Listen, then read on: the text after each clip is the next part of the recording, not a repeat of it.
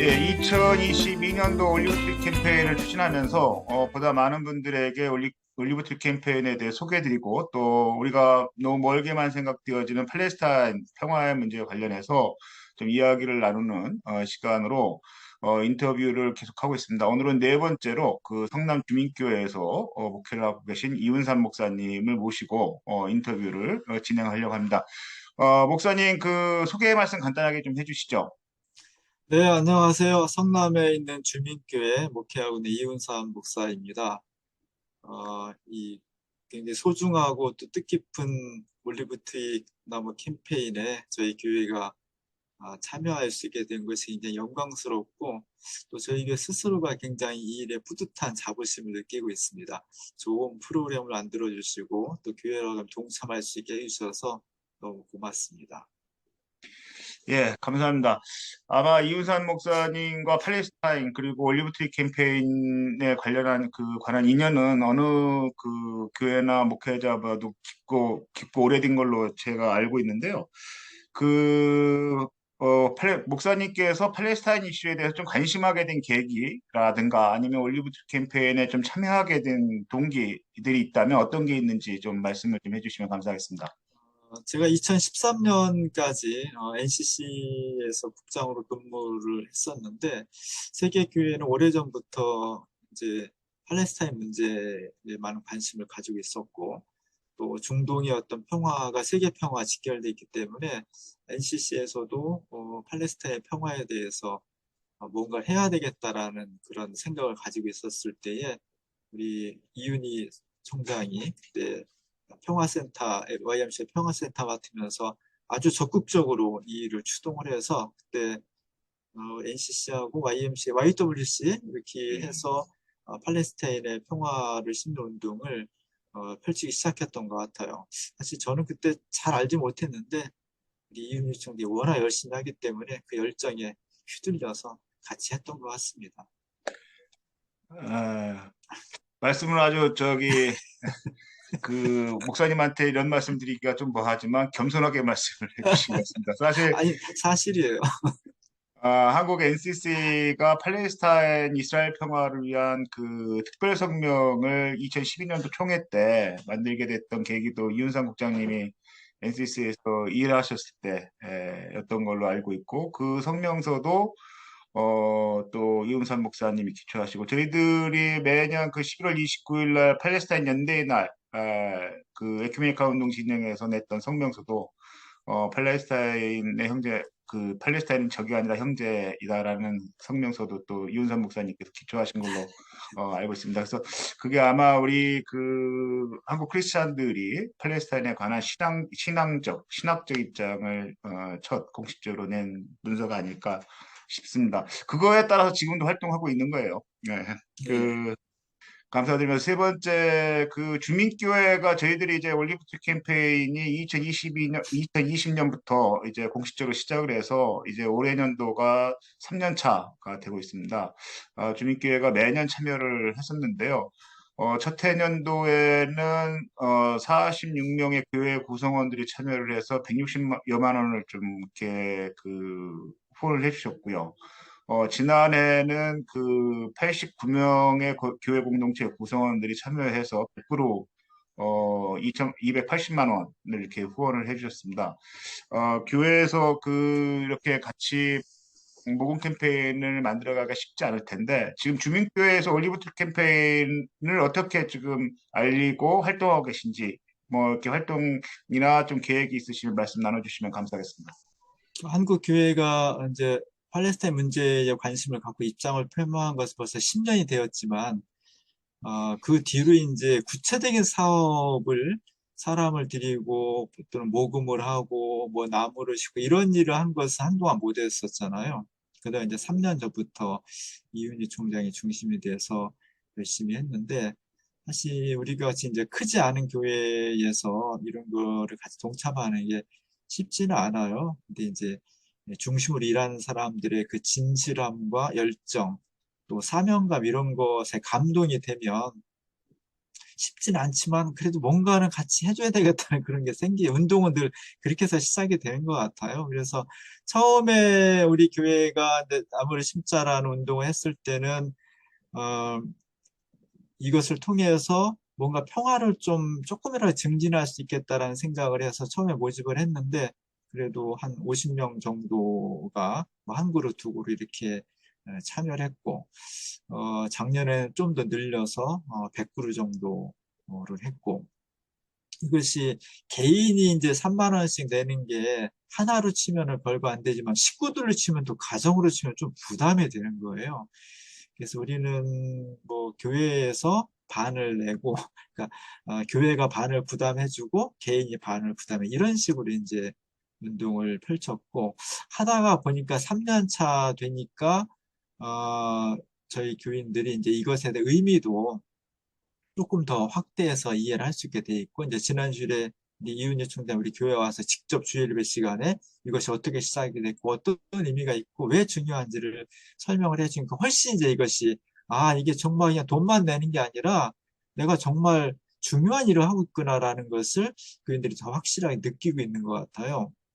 작년부터 이 캠페인의 공식 명칭 올리브 트리 캠페인 그래서 OTC라고 이름을 붙이는데 저는 조금 더 교인들한테 이제 다가가기 위해서 이 나무를 심는 지역이 헤브론 지역이고 헤브론이 예수님 고향이 나사렛하고 그게 멀지 않더라고요. 다 고기더라고요. 그래서 우리 교회에서는 올리브 트리 캠페인이라고도 하지만 예수님 고향에 성탄절을 맞이해서 예수님 고향에 평화를 심자 이런 캠페인을 하고 있어서 12월 달 들어서면은 한 2주 정도 돈 걷는 것도 너무 오래 하면 사람들이 지겨워하거든 힘들어하고 부담스러워하기 때문에 딱 2주 정도만 신청을 하고 올해는 경제가 더 나빠져서 그냥 개인이 10,000원 내고 나머지 2만 원을 교회에서 대주는 것으로 그렇게 지금 캠페인을 벌이고 있습니다. 예.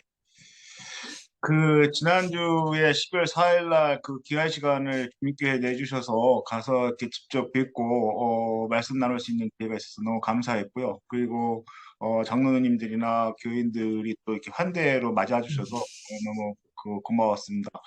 그, 뭐 예배 끝나고 나서 이렇게 어떤 장로님 한 분 중에 너무 많은 분들이 신청을 해서 교회 재정에 큰 위기가 닥칠 것 같다. 말씀도 그러지만 그분이 재정 장모님이라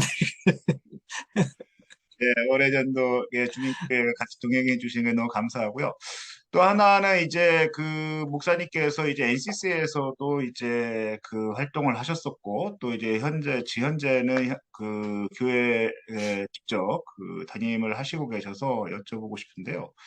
한국교회 많은 신학자들이나 목회자들이 팔레스타인 이슈에 대해서 잘 모르고 있는 것이 아니라 알고 있음에도 불구하고 이 팔레스타인 이슈를 언급하는 것에 대해서 대단히 좀 어려워하는 형국인 것 같습니다. 그래서 특히나 이제 개교회 차원에서 팔레스타인 이슈를 어떻게 설명을 해야 되나라는 고민들도 갖고 있는 것 같고 쉽게 또 접근하기 어려워하는 이런 부분이 있는 것 같은데요. 특별히 이런 이유들이 한국 교회 분위기에서 왜 그런지에 대해서 좀 이렇게 말씀을 좀 해주시면 어떨까 싶습니다. 그리고 목사님은 그런 어려움을 안 갖고 있는지 있었다면 어떻게 해결해 가고 계신지도 좀 말씀 주시면 감사하겠습니다. 일단 팔레스타인 문제에 대해서 정확한 이해를 많은 사람들이 갖고 있지는 못하다. 그냥 팔레스타인이 장벽을 치고 어렵게 살고 있다 이 정도지. 지난번 지도에서 보여준 것처럼 원래 2000년 동안 그들이 머무르고 땅을 2차 세계대전 후에 갑자기 외부에서 이스라엘 사람이 들어와서 거의 많은 땅을 빼앗고 그리고 장벽을 쳐서 그쪽을 개토화시키고 이런 것들에 대한 자세한 내용들을 정확히는 많이 알고 있지 못하는 것 같아요. 왜냐하면 서방이나 미국이나 우리 그쪽을 통해서 역사와 현실을 바라보는 시각을 얻게 되는데 그게 다 친이스라엘적인 이스라엘의 정치, 경사, 군사력이 서방의 모든 세계와 깊이 연관되어 있기 때문에 특히 서구의 영향을 받는 한국 교회와 한국 국민들은 그쪽 시각에 편중돼서 바라볼 수밖에 없는 현실인 것 같아서 이스라엘의 현대사회, 팔레스타인과 이스라엘의 현대사에 대한 이해를 좀 더 넓히는 것이 객관적 이해를 넓히는 것이 필요하겠다 싶고요. 어쨌든 기독교는 성서의 종교고 이스라엘에서 비롯된 태동된 종교이기 때문에 그냥 태생적으로 기독교는 친이스라엘적 경향을 가질 수밖에 없잖아요. 그것이 지금 현재 이스라엘 국가가 가지고 있는 어떤 이념과 하는 행동, 국제사회에서 역할, 지향점 이런 것하고는 성경의 구약 성경에 나와 있는 이스라엘과 많이 다름에도 불구하고 지금 이스라엘도 한 번도 안 만나봤어도 그냥 친근한 느낌을 갖는 거예요. 왜냐하면 성경에 수도 없이 되풀이되는 게 이스라엘이고 예수님도 이스라엘 사람이고 이스라엘에서 태어나서 자랐고 기독교 자체가 이스라엘 탄생해서 세계화된 종교이기 때문에 그냥 기독교인이면 태생적으로 친이스라엘적인 경향을 갖고 있게 되는 거죠.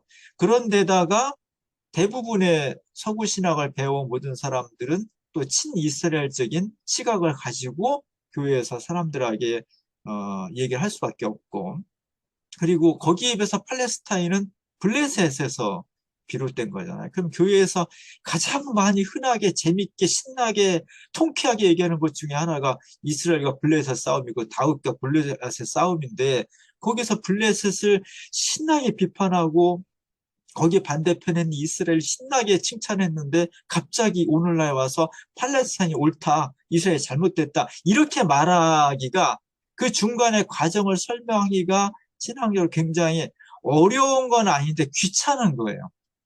목회자 입장에서는 귀찮아 이런 것들이. 굳이 그렇게 할 어떤 당위성이 있지 않으면 굳이 그렇게 하고 싶지 않은 거예요. 그렇기 때문에 이 문제를 어, 그런 정서가 있기 때문에 이것을 어떻게 극복할 것인지. 또 하나, 지금은 코로나 때문에 좀 소강 상태지만 성주순례 많이 가잖아요. 성주순례가 많이 도움이 될 텐데, 성주순례 가면 95%가 다 이스라엘 쪽에 가게 돼 있고, 가다 보면은 친이스라엘적인 역사와 문화와 관점을 체험하고 돌아오죠. 그러면 친이스라엘적일수록 반블레셋이거든. 이 구도가 점점 강화되기 때문에 이런 구도를 어떻게 극복하냐가 대단히 중요할 것 같습니다. 저희는 이제 교회가 항상 세상에는 빛이 밝은 부분이 있고 또 두드러진 부분이 있고 뛰어난 부분이 있는데 세상이라는 것이 반드시 그 이면에는 그림자가 있고 움푹 들어간 것도 있고 또 상대적으로 소외되고 무시당하는 부분도 있는데 이게 균형이 맞아야 되잖아요. 그래서 나는 진보라고 하는 것은 그렇게 일방적으로 돼 있고 강하고 밝고 두드러진 쪽에 자연스럽게 눈길이 가게 돼 있다고 일반 사람들은. 그러나 기독교 신앙은 의식적으로 잘 드러나지 않고 밝지 않고 연약한 쪽에 예수 이름으로 의도적으로 그쪽에 접근을 해서 균형을 맞춰주는 역할이 복음의 역할이라고 생각해요. 그런 면에서 한국 교회는 이런 일방적이고 전통적인 어떤 습관적인 그 관점을 벗어나서 객관적으로 볼 수 있고 지금의 현 이스라엘이 옛날에 약소국이 아니라 맨날 침략당하고 그런 곳이 아니라 사실은 뒤에서 미국과 세계 경제와 정치로 움직이는 강력한 손이고 그것은 그 패권주의 때문에 수많은 주변의 약소국가들, 특별히 팔레스타인 주민들이 고난을 당한다는 것을 복음의 시각으로 재점해 주는 것이 한국 교회가 가져야 될 중요한 관점이라고 생각을 합니다. 예, 감사합니다. 오늘 주셨던 내용들이 많은 부분들이 같이 이야기되어지고 토론되어져야 될 사안들이 많은 것 같습니다. 그 성서에서 이스라엘과 현재 국가 체제로서의 이스라엘은 다르다라는 부분들도 토론이 돼야 되는 중요한 사안 중에 하나일 것 같고 하나는 보통 보면 우리가 이제 한국 교회 분들이 많이 갖고 있는 약속의 땅이라든가 뭐 선민의식이라든가 이런 것을 기초로 이런 신학적 토대를 기초로 한 어떤 기독교 정치적 시오니즘에 대한 문제들도 한국 교회 내에 뿌리 깊게 신학적으로 갖고 있는 부분이어서 아마 목사님과 같은 분들의 이런 팔레스타인에 대한 이슈가 이런 한국 팔레스타인을 지원하고 같이 협력하는 것뿐만 아니라 한국 개신교, 한국 기독교의 뿌리를 좀 더 다시 한번 이렇게 성찰해보는 계기가 되지 않을까라는 생각들을 해보게 됩니다. 마지막으로 이제 그 며칠 있으면 이제 성탄절인데 성탄 인사 전에 혹시 오늘 꼭 나누고 싶은 말씀이 있으시면 좀 빠진 부분이 있거나 정말 그 캠페인에 대한 응원 겸 해서 한번 말씀 주시고 그 다음에 마지막으로 성탄 인사와 그 또 좀 이렇게 한국 교회와 한국 시민사회가 이런 캠페인에 좀 참여할 수 있도록 권유하는 인사로 마무리를 하려고 합니다. 먼저 좀 부족한 부분이 있으면 말씀 좀 부탁을 먼저 드리겠습니다. 앞으로 이제 교회의 어떤 프로그램의 중심이 옛날엔 다 안에서 뭐 설교나 집회나 강의 듣고 뭐 이런 것을 모든 교육을 마쳤는데 사실 이제 오래 전부터 얼마 전부터 이제는 실외로 나가는 이제 교통수단이 발달하고 지구화 세계화가 되면서 여행 프로그램이 굉장히 많이 됐잖아요. 이제 앞으로는 코로나 때문에 3년 동안 못했지만 이거 어느 정도 끝나면 아마 여행이 아마 본물 터지듯 나올 거예요. 그만큼 사람들이 시간이나 교통이나 경제적인 면에서 여유가 있어져서 직접 가서 보고 온몸으로 체험하기를 원하는 것이고 그것이 저는 바른 방향으로 생각을 해요. 그런 면에서는 성지순례를 어떻게 만들어갈 것이 대단히 중요한데 우리는 성지순례하면 다 이스라엘 쪽만 보니까 거기 가는 순간 이미 반 팔레스타인 사고방식이 체득되어서 나오는 거잖아요. 그래서 Y를 중심으로 한동안 이제 대한 성지순례라고 해서 했기도 한 것을 알고 있는데 문제는 참 어렵게 이제 이스라엘 쪽을 갔는데 정작 이스라엘 성경의 땅 이스라엘은 안 보고 대한만 보고 온다. 이것도 매력이 반밖에 안 되는 거거든요.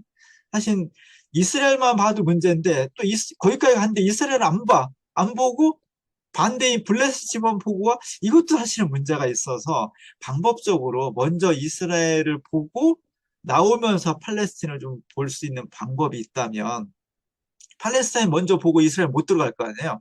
그러니까 이스라엘 먼저 보고 반을 나눠서 팔레스타인을 보고 다시 귀국하는 그런 어떤 좀 양쪽을 볼 수 있는 프로그램이 가능하다면 조금 더 일방적인 것에서 균형을 맞출 수 있지 않을까 하는 생각이 들고 앞으로 그런 쪽으로 성경과 또 팔레스타인 이스라엘 문제를 좀 더 깊이 느낄 수 있는 계기가 마련됐으면 좋겠다는 생각이 듭니다.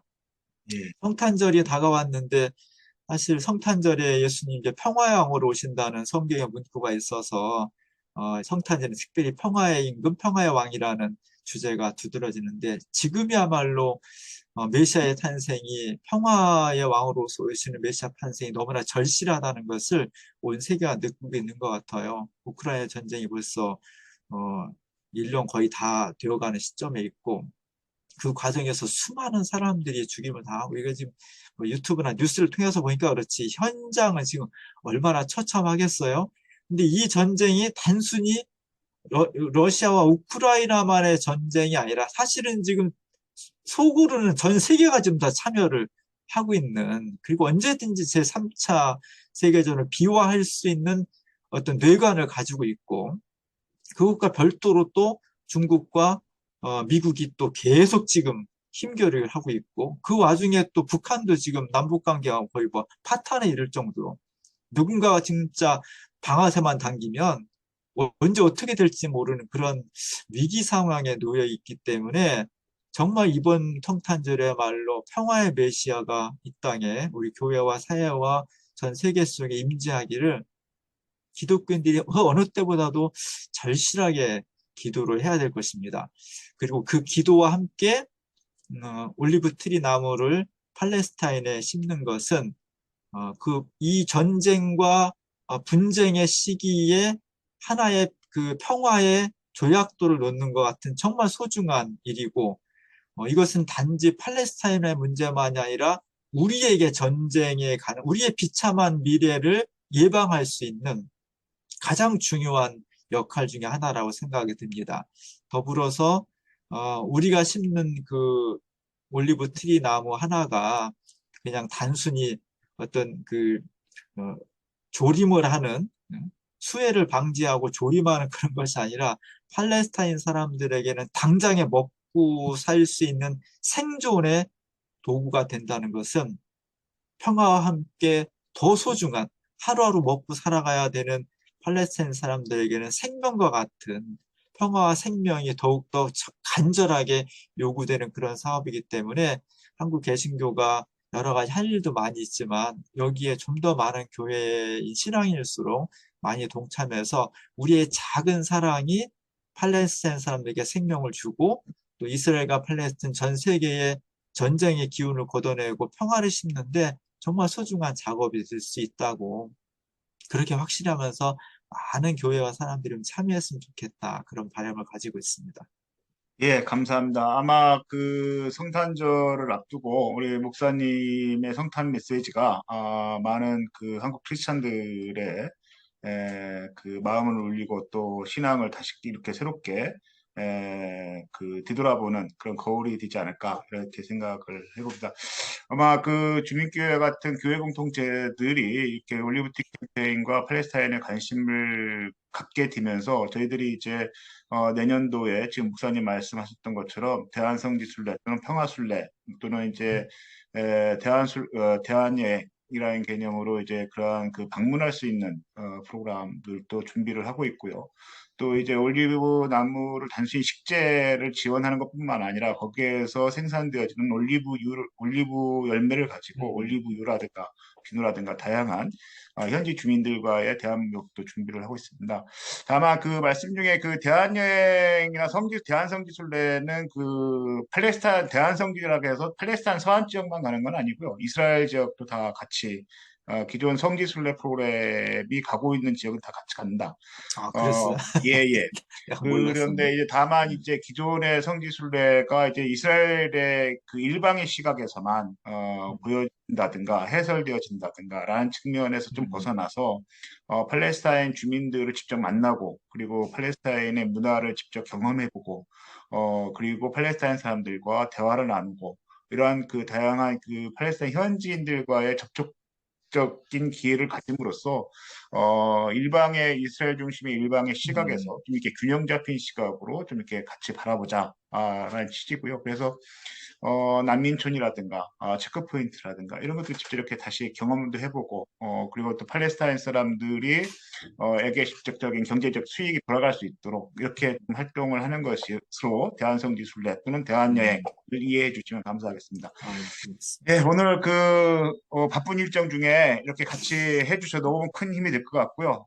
목사님 그 건강 잘 챙기시고 또 올해년도 주민교회가 올리브트 캠페인의 한국교회의 그 선두주자로서 많은 기여 부탁드립니다. 그리고 내년엔 뭐가 창립 50주년으로 맞아요. 예. 교회가 알고 있습니다. 우리 주민교회 창립 50주년 축하 인사드립니다. 먼저 인사드리겠습니다. 고맙습니다. 예. 예, 오늘 이것으로 인터뷰를 마치도록 하겠습니다. 그래요. 감사합니다. 감사합니다.